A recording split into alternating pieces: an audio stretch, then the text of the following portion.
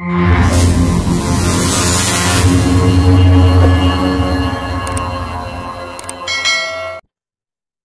ಕೈಲಾಸಂ ಕನ್ನಡದ ಪ್ರಸಿದ್ಧ ನಾಟಕಕಾರ, ಸಾಹಿತ್ಯ ವಿಮರ್ಶಕ. ಟಿ.ಪಿ. ಕೈಲಾಸಂ ಅವರ ಪೂರ್ಣ ಹೆಸರು ತ್ಯಾಗರಾಜ ಪರಮಶಿವ ಅಯ್ಯರ್ ಕೈಲಾಸಂ. ಇವರು ಜುಲೈ 29, 1884ರಲ್ಲಿ ಜನಿಸಿದರು. ಇವರ ತಂದೆ ತ್ಯಾಗರಾಜ ಪರಮಶಿವ ಅಯ್ಯರ್. ಇವರ ತಾಯಿ ಕಮಲಮ್ಮ. ಇವರ ಸ್ಥಳ ಮೈಸೂರು.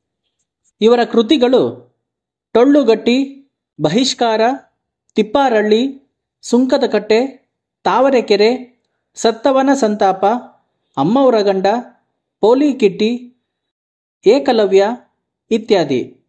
ಇವರ ಇಂಗ್ಲಿಷ್ ಕವನಗಳು the artist, the lake, the recipe, commiseration, mother love ಇತ್ಯಾದಿ. ಬಿರುದುಗಳು ಕರ್ನಾಟಕ ಪ್ರಹಸನ ಪಿತಾಮಹ, ಆಧುನಿಕ ಕನ್ನಡ ರಂಗಭೂಮಿ ಹರಿಕಾರ, ಹಾಸ್ಯ ನಾಟಕಗಳ ಪಿತಾಮಹ.